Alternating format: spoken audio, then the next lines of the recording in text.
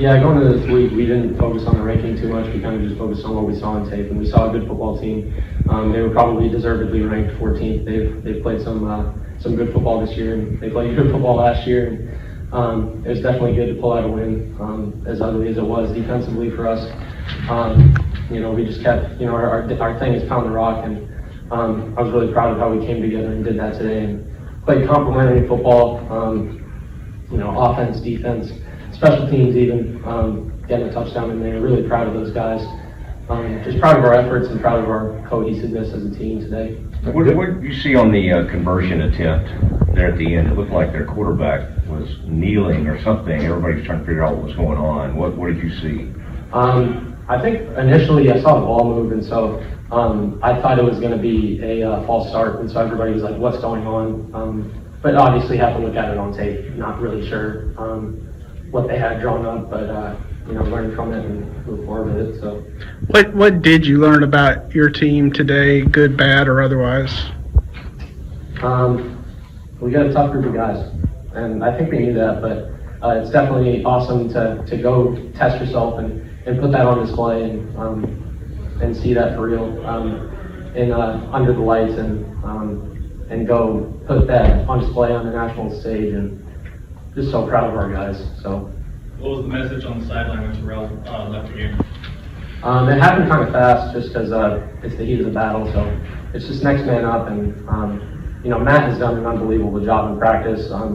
He really took strides this spring in this fall camp to grow his football knowledge, and I think you saw that today. He knew where to be. He practices at Mike, and he went out there and played well, and that's an unbelievable job. Like, that's a testament to that kid's character. His focus on ball,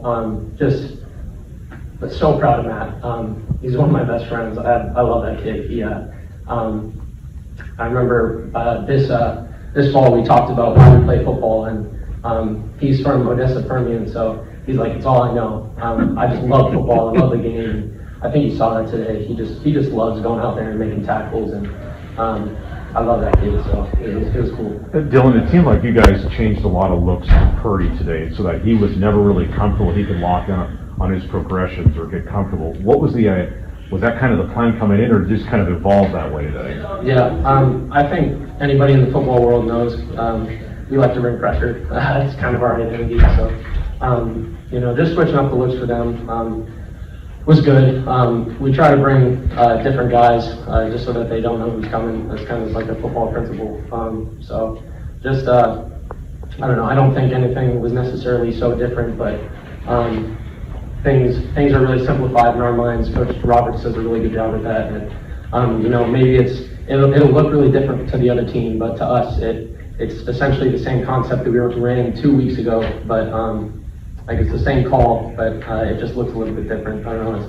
It's hard to explain without getting up on a board and going through that because of those. So. You don't need to do that. Dillon, Garmin Randolph, talk about him and just how big he came up there late in the game.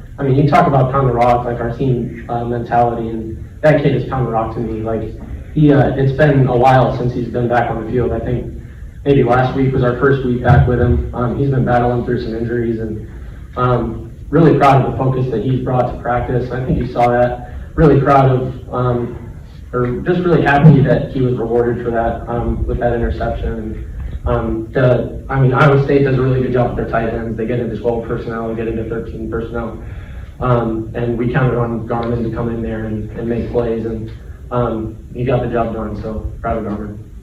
What is it, the fact you played a team from your home state, does that make it any more special, and can you kind of go through the emotions of that?